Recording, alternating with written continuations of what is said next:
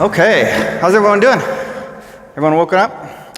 So, I am James Snell. I am on the Node core technical team. I'm also IBM's technical lead for Node. I get to work on Node full-time every day, which is fantastic. I'm here to talk a little bit about where Node core has been over the past year and a little bit about where we're going. There's a lot of material, so I'm going to kind of be going through it fairly quickly. But I wanted to kind of reflect a little bit on where we've been. So I got started with Node January 2015. And at that time, in Node core, the core contributor base had shrunk down to about 14 active participants, most of which were in the United States, actually most of which were on the West Coast of the United States. We had a few folks participating internationally, but it had really shrunk down to a very small group. Today, and I made this slide like 2 weeks ago, we've added 2 more since then. There's now 87 contributors with commit access. And the total contributions is now over 1,000 individuals over Node's lifetime. That is a increase of just over 400 people since Node v012 was released. So it's been phenomenal growth in the community. We're nowhere near where we want to be here. We want more contributors. We want to grow the number of people with commit access. We want to increase the diversity of the community globally, right? We want anyone who can contribute to the project, who wants to contribute to the project, to be able to do so. So some great things going on with the community, but a lot more work to do. Now there are 476, the numbers may vary. Like I said, I put these numbers together 2 weeks ago, in the GitHub organization, 103 GitHub repositories, 92 GitHub teams, and over 4,000 forks of the project where people are out there working. So it is a ton of stuff going on. I really like these numbers. So since version 4, and Michael mentioned that version 4 was out exactly a year ago yesterday. Since that time, there have been 27,000 commits, or not 27, 2.7 thousand commits on master. Half of those have all been focused on tests and performance and documentation, right? Which is pretty phenomenal. 15% focus on updated tooling dependencies.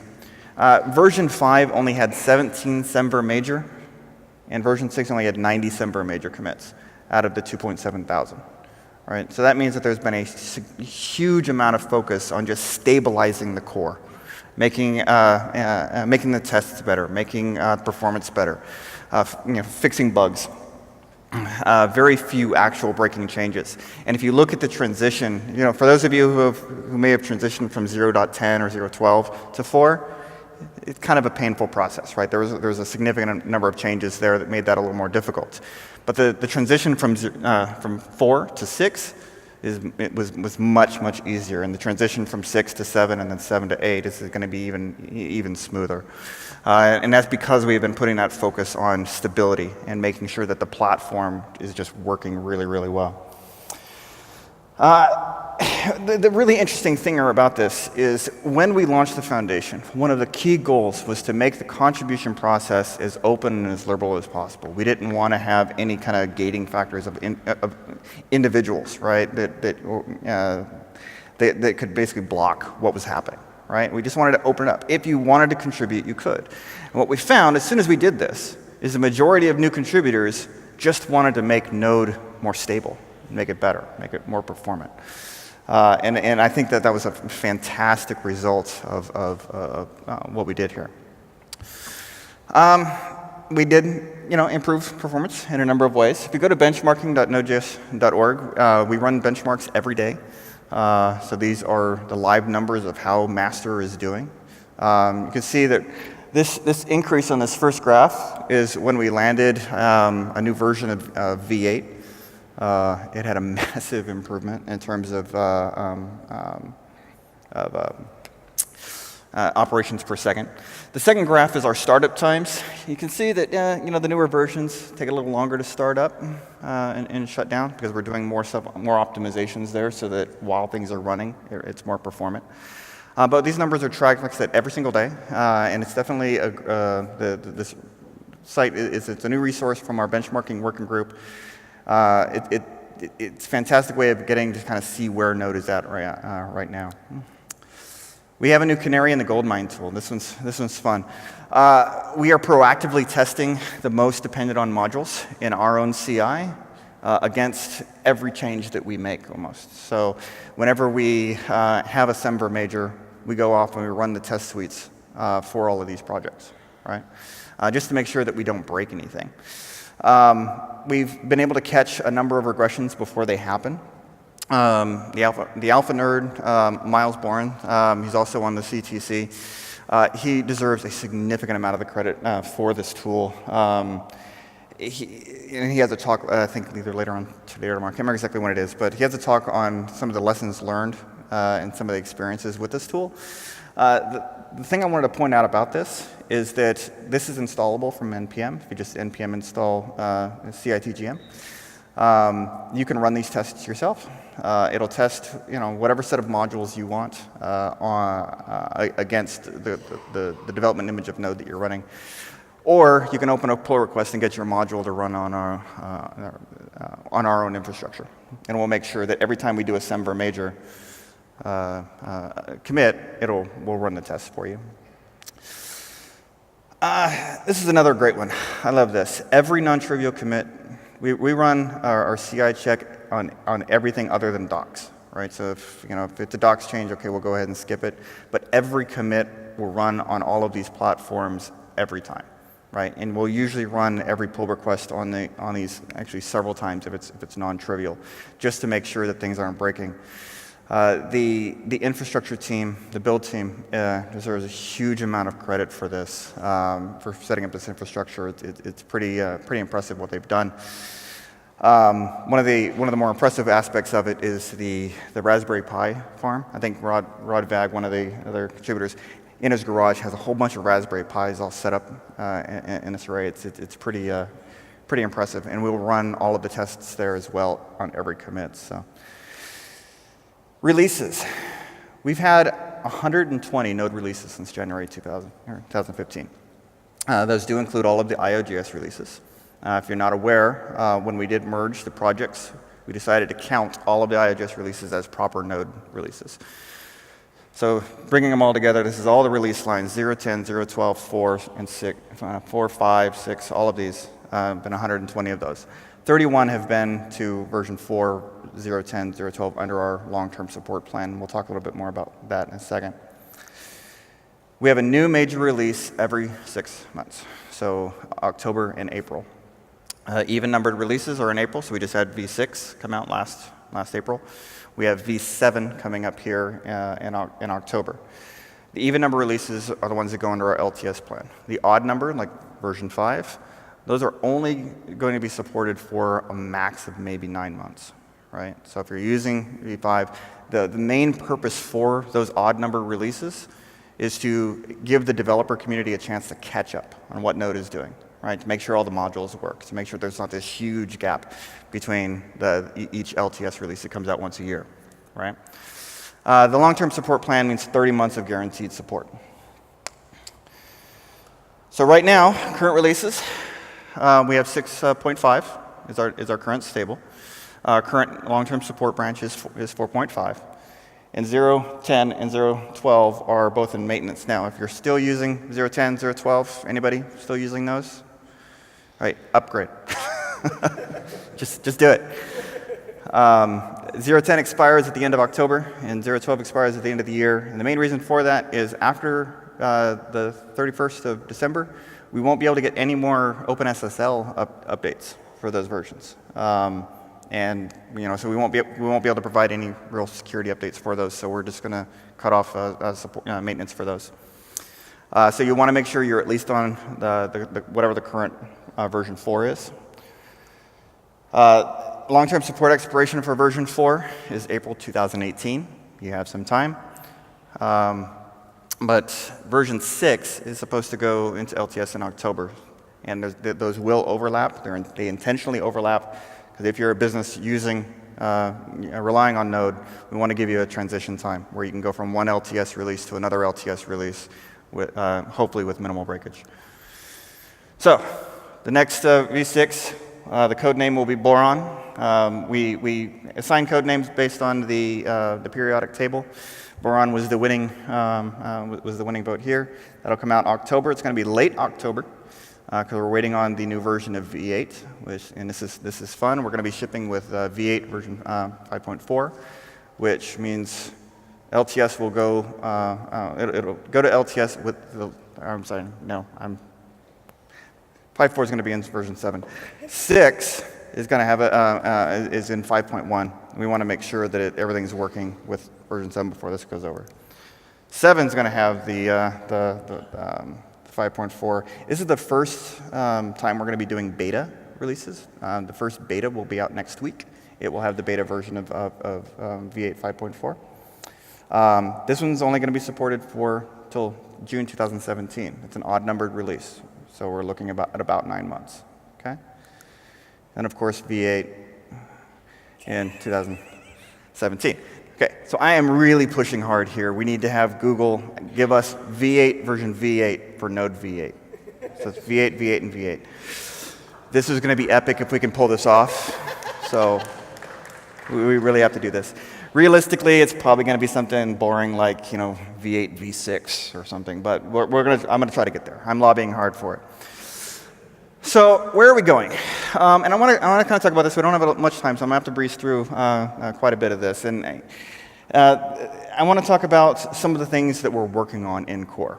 Right? So better web standards support, better JavaScript language support, and a few other things. So let me kind of start getting through it. Web standards. Node has always been a platform for web development.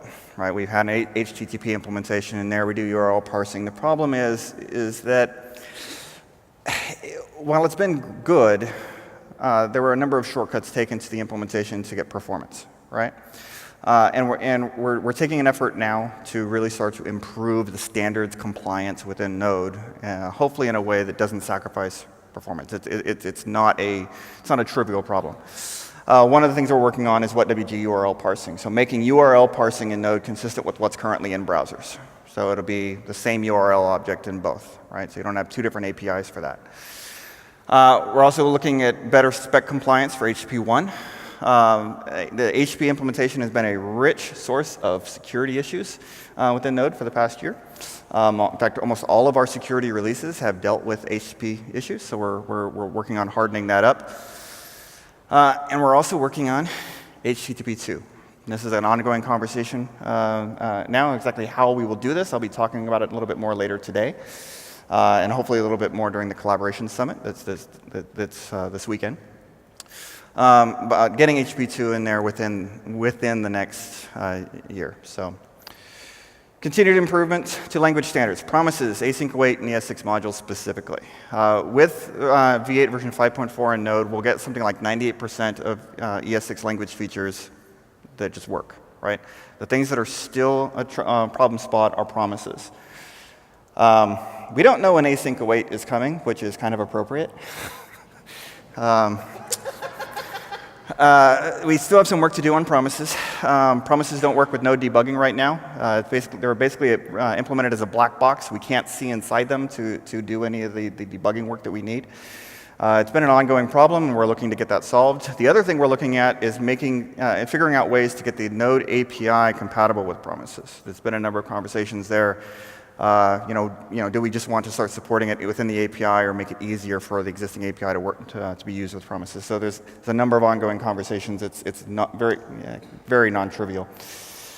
Another non-trivial problem are ES6 modules. If anybody's been following this conversation, you can understand there's a lot of things here. The way ES6 modules are currently designed, they're not compatible with the current way Node does modules. It is a very, very different model. And we can't simply just implement what TC39, the standards group that defines JavaScript, we can't implement what they've defined as it currently stands without breaking Node as it currently works. And we don't want to do that. We're not going to do that. We have to preserve the stability of the platform, right? And the stability of that platform trumps getting new features in quickly. So we were working on it. We will continue to evolve. We have a number of conversations going on with TC39. to figure out how we can better represent the needs of the Node community and the Node users within that group so we can evolve this spec so we can get modules working. So be patient. We know everyone wants them. There's a large developer community that wants modules, and they're asking us for this, trying to figure out when we're going to get this in. It's going to take some time, so please be patient with us. If you have any ideas, thoughts on how this should work, please come to us and let us know. Some other things we're working on. These get kind of low level, so I'm going to kind of go through these quickly. Async hook. It's a way of getting insight into what's happening with the Node event loop. We're working on multiple isolates, so workers. And one fun one is a new native module API. So if you want to kind of look, you can go to have the URLs here. You can kind of go and read up on more detail. Some of these conversations are a bit long. There's quite a bit going on. Async hook one is definitely an important one. Multiple isolates. This one, not a lot of stuff going on publicly. I know Ben Nordice has been working on this quite a bit, and hopefully, we'll have some more details on exactly how this is going to work. The new native module API. This is good. So native modules right now, this may be a little bit hard to read. Native modules right now depend directly on the V8 API, right?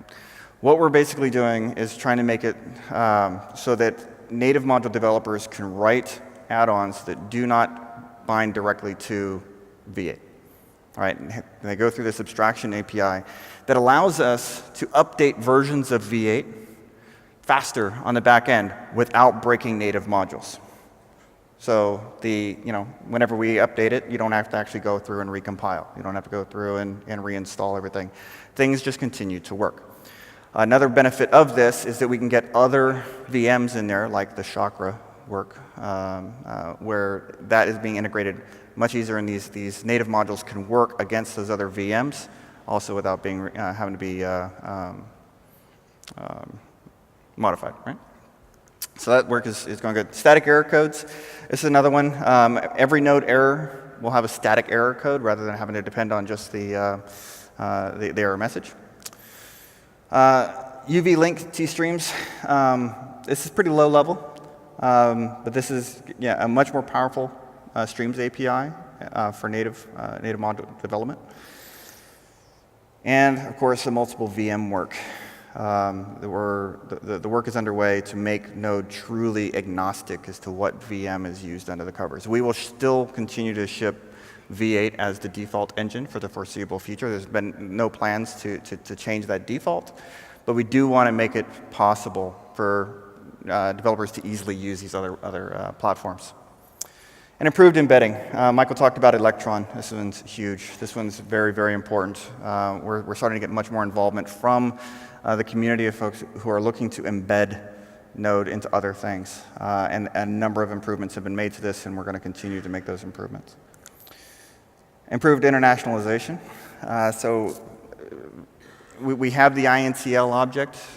We have the ability to do basic formatting of numbers and dates. We're also going to be doing things like allowing a buffer to be re-encoded, right? From one character set to another. There's an API for that. There's other APIs for doing some more locale-specific work, character properties. There's a number of things that are being looked at here to make it, Node out of the box easier to work with internationally. If you're into postmortem debugging, it's never been my forte. I don't like looking at those the heap dumps, but we are looking at a common heap dump format, improved analysis tooling. There's a new project called Node Report that's just getting just now getting going. And a JavaScript API for core dump analysis. Once these things fully mature, they're going to be very, very powerful. And I believe that there's at least one or two talks over the next 2 days that kind of go into these details. So a couple of links if you want to kind of follow up on that. There's now the Chrome inspector in there. So Google came to us and asked, hey, what would you think if we just put our inspector protocol in core? We're like, sure, go ahead. It's now in there as an experimental feature with the goal of ultimately replacing the debugger that's built into Node. What we're waiting on basically is for other tools to start picking up and make sure that it's not just Chrome that people have to use, that they can use any debugger tool that they want, but the basics are already in there, and it does work quite well. And this is also cool. We're looking at a new Electron-based installer for Node. So that's some great work going on there. Come help us. There's a lot to do. We have a number of open issues where we want new contributors as much as possible to come. There are some that are marked as a good first contribution. Saturday morning, we're having a workshop here for people who want to get involved with Node and start learning to contribute. There's going to be a number of the core contributors here to work as mentors for that. And also, bringing it back to community. There's so much more that we have to do to make this community more diverse, and there's going to be a number of talks about this. There is a new effort right now that the core technical steering committee has asked the foundation to basically put together a proposal for how do we improve the diversity and inclusivity of the Node project. We're looking for input on that. You can talk to Tracy Hines and Michael more on that stuff. So that's it. On behalf of myself and all the core contributors, thank you. So, see you, Michael.